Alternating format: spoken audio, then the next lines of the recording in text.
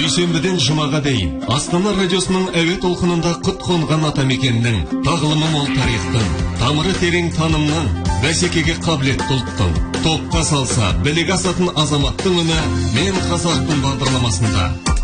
Армысыздар ардақты ағайын, Астана радиосында «Мен қазақпын» бағдарламасы басталды. Бүгінгі баршаңызды бүгінгі мерейлі мерекемен, Қазақстанның тұңғыш президент күнімен құттықтаймыз. Олай болса, мерекелік бағдарламаны бастаймыз. Студияда мен Санат Нұрбай және әріптесім Жанар Мақсұтқызы. Қайырлы күн дейміз баршаңызға, қадірлі радио тыңдармандар. Дәл осы мерекелік хабардың бүгінгі қонағымен де таныс бола отырыңыздар дейміз. Бүгін бізде қонақта Асылхан Нұрғалиев, Қазақстан Республикасы тұңғыш президенті кітапханасының халықаралық және ұлттық жобалар қызметінің аға ғылыми қызметкері. Асылхан, студиямызға қош келдіңіз дейміз өзіңізге. Қош келдіңіздер. Ең алдымен өзіңізде осы мерекемен құттықтаймыз. Жалпы тұңғыш президент күніне сіздің ұжымның, сіздің қызметтің атқарып жатқан қандай шаралары бар, қандай дүниелермен атсалысып жатырсыздар осы мерекеге? Біздің енді мына жұмыс жасап жатырған кітапханамыз, елбасының бұл кітапханада қазіргі уақытта бүгінгі мысалы мерекемен біріншіден тыңдармандарды құттықтағым келеді. Президент күні. Енді осы жерде айта өткім келеді, бұл күн осыдан біздің егемендігімізді алған кезде осы күні президенттік жүйе қабылданған екен. 25 жыл бұрын біз декларациямызды қабылдадық қой, егемендік туралы. Сол декларацияда бірінші рет президенттік мына лауазым қабылданған. Бұл кеңестік басқару жүйесінде өзгеше жаңа лауазым. Ол кезде естеріңізде ғой, партия билеп отырды, ондай президенттік деген болған жоқ. Соңғы жылдары тек Михаил Горбачев болған кезде тек енгізе бастады. Ал Қазақстанда тұңғыш рет президент лауазымы болып, еліміз осы біз президенттік жүйемен дамимыз деп осы жолға түстік 25 жыл бұрын. Ал енді осыны біздер егемен ел болғасын өзіміздің саясатымызды, өзіміздің еліміздің даму қарқынын осы айқындау үшін президент күні деп осы жарияланды. Сондықтан бүгінгі біріншіден баршаңызды мерекелеріңізбен құттықтаймын. Ал енді екіншіден өзім сол елбасымыздың кітапханасында жұмыс жасап жатырғасын атап өткім келетіні, біздерде осы соңғы қазіргі уақытта, осы аптада, өткен аптада 10 күн бойына елбасына арналған, осы еліміздің дамуына, баңа айтып өткен президенттік жүйеміздің дамуына арналған фильмдер, бағадай кинолар көрсетіліп жатыр. Мысалы, өздеріңіздер де білесіздер ғой, еліміздің телеарналарында да көрсетіп жатыр. Мысалы, елбасына арналған мына трилогия бар, сол кинолар көрсетіліп жатыр. Сосын сонда түскен актерлар да келіп, насихаттау жұмыстарын жүргізіп жатыр. Ол не үшін керек? Мысалы, біздер негізі көп біздің кейбір кезде біз түсініп жатпаймыз. Кейбірінде өз тарихымызда да мысалы ойланып қарасақ, жаңа өзімізге белгісіз жақтарын тауып жатамыз. Мысалы, еліміздің егемендік алғанына тек айтып отырық, келесі жыл тек 25 жыл болады. 25 жылдығын аяқ басып отырмыз. Аяқ басып отырмыз. Қазір 24 жыл. Сонда мысалы біздің еліміздің даму қалай өтті? Мына ең қызығы, мысалы, естеріңізде болар, 93-94 жылдары біздерде екі парламенттің кетіп, орнына 95 жылы жаңа екінші конституция қабылданған кез болды. Сол кезде президенттің мысалы лауазымы да күшейтілді. Ол не үшін істелінді? Мысалы, 91 жылы президент өзінің жұмысына кіріскен кезде, декларация қабылданып, айтылған лауазым болып, соған Нұрсұлтан Әбішұлы бір ауыздан бүкіл ел болып, оны қолдап, сол кезге президент болып сайланған кезде, жаңа реформалар, енді советтік үкімет жоқ, советтік ел жоқ, жаңа Қазақстан, енді елдің дамуын ойлау керек әрі қарай. Сол кезде президент реформаларын бастап кетті 91 жылы. Ал сол кезде бұрынғы практика үйреніп қалған қарым-қатынастар бойынша бұрынғы коммунистік партияның депутаттары, олар парламентте болды, ол да жоғарғы кеңес еді. Олар сол бұрынғы жүйемен басқарғанды жақсы көрді. Өйткені олар бағанағы коммунистік партияның депутаттары ретінде әрбір шешімге, әрбір бағанағыдай елдегі дамуға кірісіп отыра алатын еді, тексеріп. Ол кезде ондай күтетін уақыт болған жоқ. 91 жыл, мысалы, естеріңізде болса, Қарабақта соғыс басталып жатыр, конфликтлар, бүкіл союз, бағанағы кеңес үкіметі ыдырап жатыр, экономикалары бір-біріне тығыз, елдер бір-бірінен бөлініп жатыр бағанағы. Сондай кезде тез және өте тиімді реформалар жүргізу керек болды. Президент және оның командасы соны бастап кетті. Ал бағанағы бұрынғы кеңес кезіндегі қалыптасып қалған бағанағыдай ойлау қабілеті, бағанағыдай көзқарас сол кезде кішкене біздің еліміз жібермей тұрды алға қарай. Сондықтан 93-94 жылдары осы президентпен оның бағанағы реформа жүргізуге арналған бағанағыдай ойларымен бұрынғы ескі көне деп айта берейік енді, кеңестік бағанағы идеология бір-бірімен келе алған жоқ. Осы кезде бағанағы біздің мына негізі қазіргі тарихымыз осыдан тұралады. Біздің мына саяси тарихымыз, қоғамдық тарихымыз. Сонда мына екі бағанағыдай көзқарастың түйісуінің кесірінен 93-94 жылдары мына ескі парламенттер кету керек болды, жоғарғы кеңестер. Сосын біздер 95 жылы жаңа конституция қабылдап, ол жерде президент өзіне бағанағыдай нелерді алды, шешімдерді. Президент осы 95 жылғы конституция бойынша, мына жылы, осы жылы 20 жылдағы конституцияның 3 мына тарау бар ғой биліктің: сот, атқару және заң шығарушы 3 биліктің жоғарында президент тағайындалды. Өйткені төреші керек болды, арбитр сияқты. Сондықтан мысалы 3 бағанағыдай тарауда президентке бағана жауапты, ал президент солардың мысалы жұмыстарын қадағалап отырады. Осылай біздің еліміз сосын өзінің жүйесіне түсті. Осы президенттік бүгінгі Қазақстанның келе отырған, алып отырған жетістіктерінің бәрі осы 3 бағанағыдай билік жүйесі бір-бірінен барынша тәуелсіз болғанмен олар президентке бағынады. Ал президент ортақ стратегияны айқындап беріп отыр. Мысалы, кеше осы бүгінгі мерекенің қарсаңында біздің кітапханада мысалы президентке берілген наградалар, ең жоғары басқа елдердің берген наградаларын бағана қазір экспозициясы өтіп жатыр. Ал сол мен өзімде кеше қарап өттім, өте әдемі, жақсы наградалар. Бұл ең жоғарғы наградалар басқа елдердің. Бұл енді біздің елімізді мойындағандары, құрметтері, біздің елбасымызға жүргізіп отырған саясатына. Енді біздер кейбірінде, мен ойлаймын, барымызды бағалай білуіміз керекпіз. Басқа елдерден де, көрші елдерде көріп отырық қой, не болып жатқанын. Жақында мысалы Ресей мен Турцияның арасында, Түркияның арасында, біздерге жақын елдердің арасында осындай келеңсіз жағдайлар болып жатыр. Мысалы Қазақстан осындай үлкен елдердің арасында отырып, геополитика болсын, сыртқы саясатта, экономикада, мына регионалдық мысалы үлкен бастамаларды барында Қазақстан абыроймен шығып отыр. Бұл енді үлкен көрегендіктің арқасында. Мысалы кеше енді халыққа жолдау болды. Мерекенің қарсаңында. Бұл да тағы да сол, мен ойлаймын, солай ойластырылған. Өйткені осы бүкіл жолдауларды елбасы айтып отыр халыққа. Яғни бұл елбасының жолдауы халыққа. Президенттік институттың осы шығарған осындай жолдаулары. Сондықтан тағы да осымен біздер көрсетіп отырмыз президенттің кезінде бастаған реформалары. Мына қанша жыл өтті, сол жолдаулар арқасында еліміз дамып келе жатыр.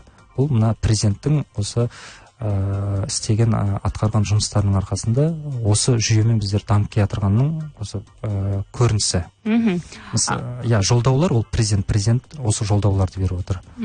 Асылхан, кешегі жолдаудың енді ең негізгі бағыттары мына өсім, реформалар және даму мәселелері болды. Көптеген енді біз сөз ететін әлеуметтік топтарға қажетті дүниелер дәл осы жолдаудан алынады деген ойдамыз. Енді экономикалық бағытқа көп басымдық берілсе де, жастардың орны әрине айқындалды, айтылды. Сіз болашақ түлегі ретінде осы бүгінгі қоғамның жаңашыл жастары ретінде не түйдіңіз? Енді кешегі жолдауды қарап тыңдадық. Енді өте жақсы айтылған сөздер.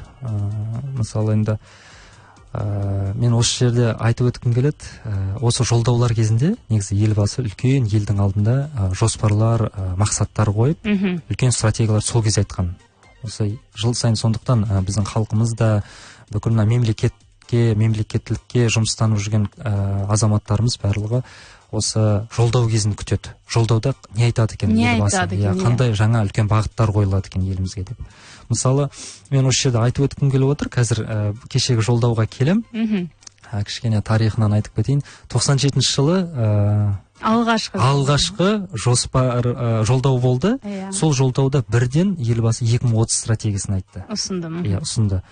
Ал енді баңа айтып өттім, 95 жылы біз тек конституциямызды қабылдадық, екінші президенттік жүйеге түстік. Оған дейінгі кедергі болған парламенттер кетті, жаңадан профессионалды парламенттер қабылданды осы реформаларды қолдау үшін. 96 жыл өтті, 97 жылы елбасы жаңа Астананы ашты.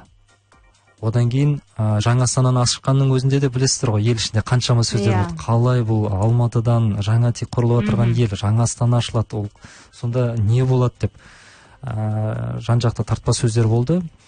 Қазір енді көріп отырық қой, бұл дұрыс шешім болған. Ал сол 97 жылы баңа бірінші жолдауда елбасы 2030 жылға дейін стратегия құрды. Мысалы, былай қарағанда алдында ол тек 97 жыл, 2030 жылға дейін әлі қайда, мысалы, бір шама жыл. Сол кездің өзінде елбасы елді сендірді. Мынау негізі айтып өткім келеді, осы елбасының өзіне тек өзінде осындай қабілет пен қасиет бар. Мына елді сендіріп тұр.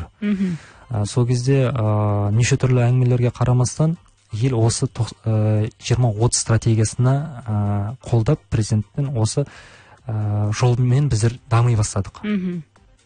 Ал 2012 жылы естеріңізде болса, жаңа стратегия жолдау кезінде, халыққа жолдау кезінде жаңа 2050 стратегиясы болды.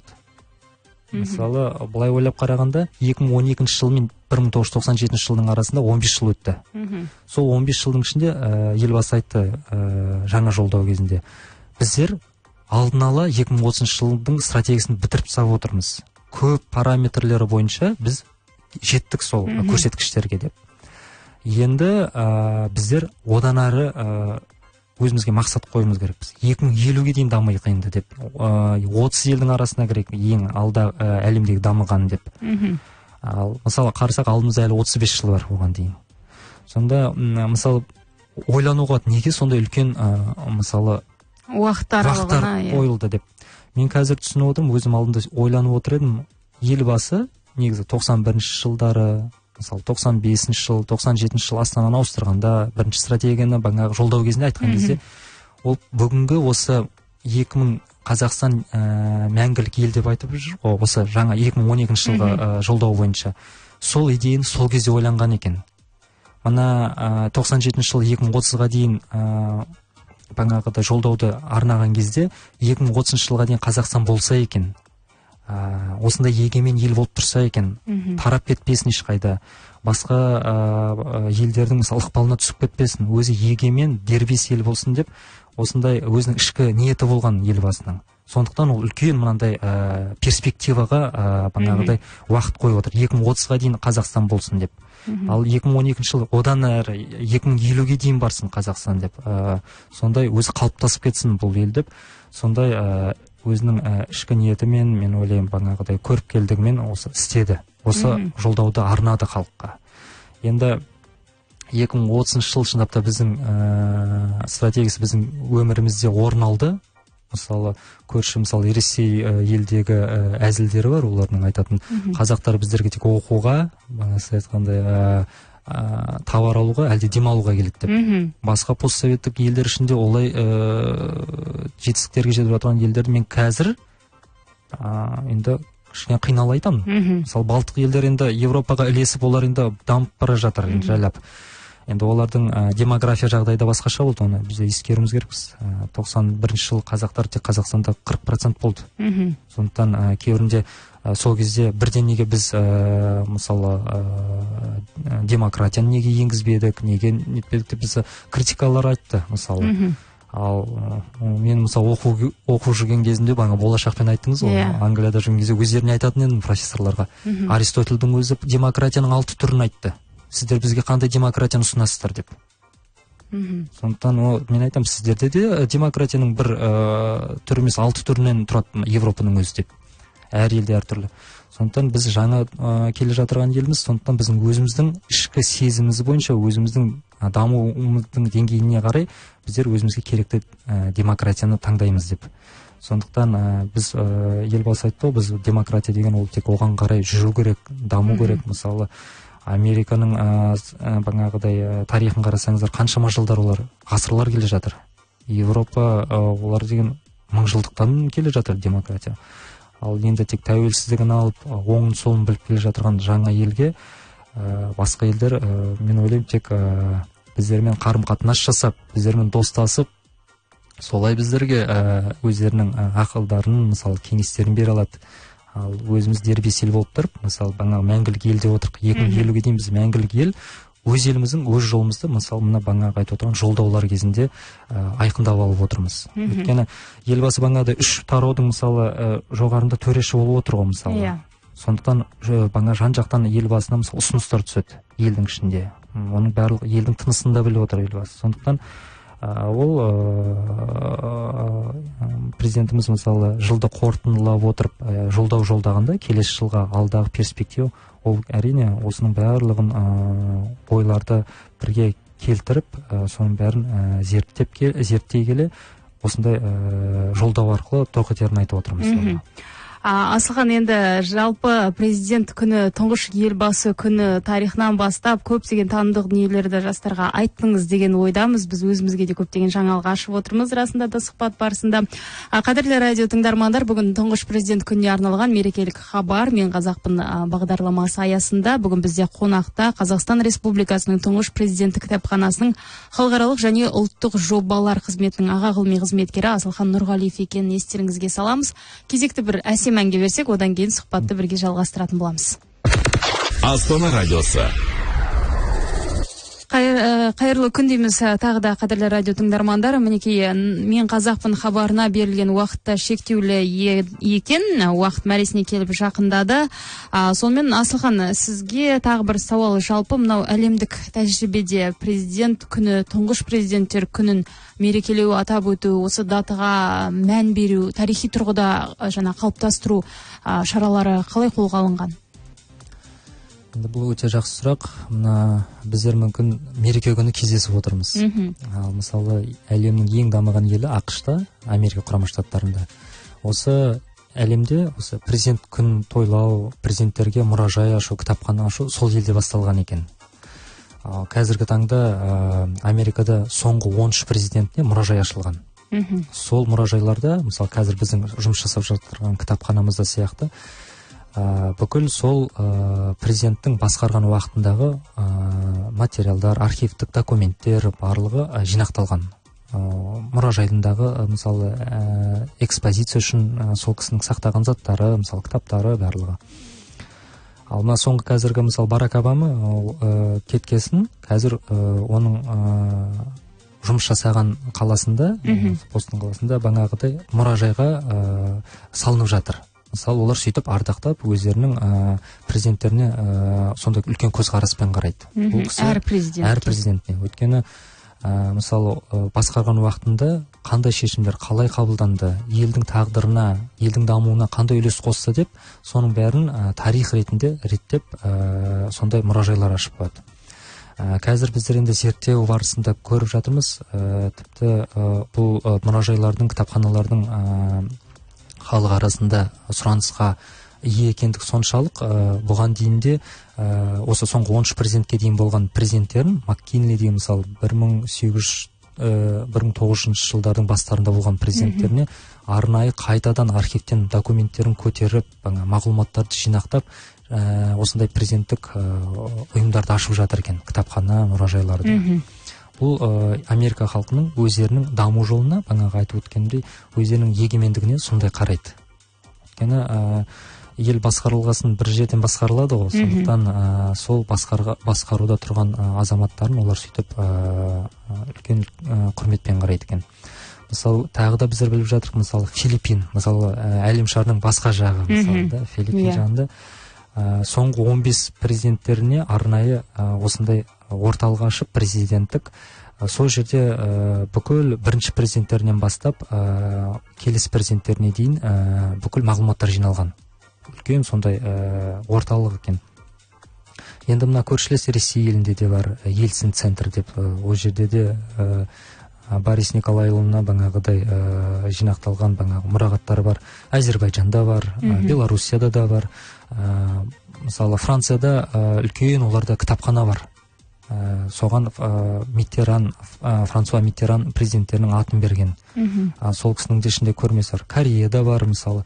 Сондықтан көп елдерде өздерінің елбасыларына, өздерінің елдерін бастаған адамдарына осындай орталықтар ашып, соны мерекелейді. Соны сол күндерді атап өтеді. Мысалы біздерде мысалы сондай жақсы, мен ойлаймын, еліміздің дамуына үлкен септігін тигізетін сондай қасиеттерді алып жатырмыз. Мысалы негізінде мына біздер бағанада айтып отырмын ғой, реформаларды бастаған президент деп. Мысалы ол сол лауазымға тағайындалғаннан кейін, негізі мына 25 жыл бұрын декларациямызды қабылдағаннан кейін, президентіміз өз лауазымына кіріскеннен кейін 16 желтоқсан күні барып біздер өзіміздің егемендігімізді жарияладық. Тәуелсіздігімізді, яғни ел өзінің басшысын тағайындағасын өзінің тәуелсіздігін жариялады. Енді біз тәуелсіз еліміз, басшымыз бар, оны қостайтын халқы бар деп.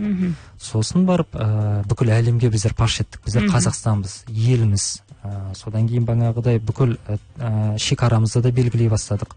Осының бәрі былай қарасаңыз, қазіргі мысалы 25 жылдай уақыт өткеннен кейін барып қарасақ, шындапты солай болу керек екен. Мысалы тарих солай болған, дұрыс болған екен мысалы. Ал мына шетелде жүрген кезде олардың кітаптарымен танысып, авторларымен танысып, олардың көзқарасын оқып қарасаң, мысалы Ұлыбританияның атақты орысша айтқан железная леди дейді ғой, Маргарет Тэтчер деген премьер-министр болған. Ол кісінің де мысалы биографиясын қарасаңыз, өте сондай білікті саясаткер. Сол кісінің айтқаны бар екен, бұл 90 жылдардың басында біздер ел болып қалыптасып келе жатқан кезде елбасымыз Ұлыбританияға барып, алғашқы сапарында сол Маргарет Тэтчермен кездескеннен кейін, елбасымыз сұхбаттасқаннан кейін Маргарет Тэтчер былай айтқан екен интервьюсында: мен енді түсініп отырмын, әлемде 4-5 өте білікті, білімді саясаткер бар деп. Соның бірі Нұрсұлтан Назарбаев деп. Мен ойлаймын, елбасы сол барған кезінде өзінің көзқарастарымен елдің дамуына деген өзінің ойларымен бөліскен кезде Ұлыбританияның премьер-министрінің өзі мойындап отыр. Әлемде менің білетінім деп өзінің деңгейімен санағанда 4-5 саясаткер бар, соның бірі Нұрсұлтан Назарбаев деп. Мысалы бұл жаңа тек келе жатқан еліміз. Ал негізі мен айтқым келетіні, Ұлыбритания бұл деген әлемді кезінде үлкен билеген империялардың бірі. Әрине қазір содан кейін басқа елдерде көтеріліп келе жатыр. Бірақ мысалы Ұлыбритания олар елдің қалай дамитынын, жаңа көтеріліп келе жатқан елдердің жүргізіп отырған саясатына қарап отыр, бірден өздерінің бағасын бере алады. Бұл ел дамый ма, дамымай ма? Өйткені олар өздері көптеген даму сатыларынан өткен басқа елдерді олар қарап отырып айта алады. Елдің болашағы бар ма, жоқ па?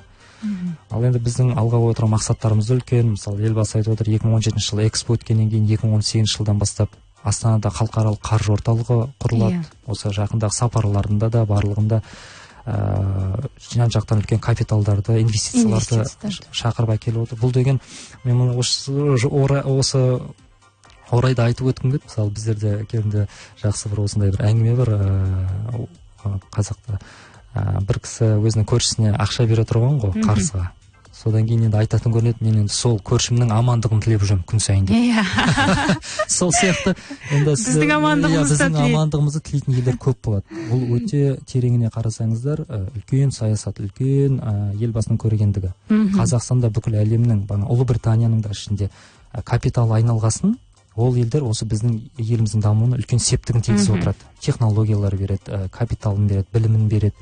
Және бір жағынан амандығымызды да тілеп отырады. Бұл өте қазіргі әлемді көріп отырық қой қалай екенін, өте маңызды. Сосын мына айтатыным, өзім мына елбасының рөлі туралы тағы бір айтып өткім келеді. Біздер кейбірінде ел ішінде жүрген кезде еліміздің кейбірінде қадірін, мына тыныштығымызды кейбірінде енді өзі еркелеп кеткенбіз ғой, тыныш, барлығы бағамдай бермейміз. Бағамдай бермейміз. Ал шетке шықсаңыз болды, бірден тек еліңді ойлап, бағанағыдай біртүрлі жинақы жүресің. Өйткені сен шет елде жүрсің. Онда сен келесі қазағың жоқ, қазақпыз ғой деп.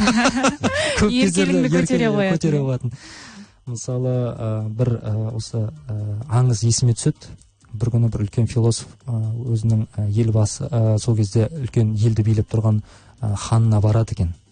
Өзара дос болған екен де, сұраған екен: ой, сен хансың, бәрін билейсің, қолыңда барлық билік бар, не тілесең соны бар, күшті ұйықтайтын боларсың, түнде рахаттанып, төсегіңде алтын болар деп сөйтіп айтқан ғой. Мен соны өзім сезініп көргім келеді депті. Бана хан айтты: сен шындап та менің рөлімде болып сезінгің келе ме деп. Иә, онда сен жақсы, сен онда менің айтқанымды істейсің, бірақ сен сезініп шығасың осыны. Жақсы деп, сосын екі нөкеріне айтқан екен: мына нені алып барып, мына менің сарайымның жанында қасқырдың мына үңгірі бар, соған салыңдар оны деп. Сосын қасына баңа қасқырдың бөлтіріктерін қалдырып кеткен екен. Сосын бағанағы енді кірмеймін десе де кіргізген бағанағы нөкерлері. Кір, осындай бұйрық деп. Содан кейін қасына бағана бөлтіріктерін қойып, өздері кішкене былай әрірек тұрып, бірақ өздері кетіп қалғандай болып, бірақ әріректен қарап тұрған екен. Түн өтеді, түні бойы бағанағы философ ұйықтай алмайды. Өйткені бағанағы қасында бөлтіріктер бағана дауыс беріп жатыр. Әрбір моментте бағанағыдай, әрбір уақытта қасқыр келіп қала ма деп ойлап отырмын деп. Содан ұйықтамай, ұйқысы кетіп, қашып, таңертең хан қалып келеді ғой. Иә. Қалай десе: қой, мен ұйықтай алмадым, көзінің басы бәрі ісініп кеткен, келіп жеп қояма мен деп, таңға дейін ұйықтай алмадым, қорқыныш, өйстіп ұйықтадым мен десе, хан айтады екен оған: ал мен өйстіп күн сайын ұйықтаймын деп. Сондықтан мына біз ел болғасын, елбасының, бұл бір жағынан елбасына бір жағынан тағдырына берілген үлкен бақ та елбасына, бір жағынан үлкен жүк те. Біздер мысалы елдің ішінде жүргесін көп сезінбейміз. Ал мысалы елбасы, бана айтып отырмын ғой, елден бүкіл сұраныстарды зерттеп, мысалы пікірлерді ескере отырып шешім қабылдайды, бағанағыдай жолдауларды жолдайды халыққа. Ал бірақ сырттан да мысалы үлкен мысалы геополитикасы бар, сыртқы саясат бар. Одан да жүк бар. Ол жақтан да мысалы әсерлері бар. Сондықтан осының бәрін қатар алып жүруде оңай емес. Сондықтан біз елбасының рөлін осы еліміздегі тыныштықты осылай біз жайлап дамып келе жатырғанымызды ешқандай қақтығыссыз, ешқандай қырғынсыз, осының бәрін біз бір жағынан елбасының осындай үлкен рөлінде айтап өтуіміз керек.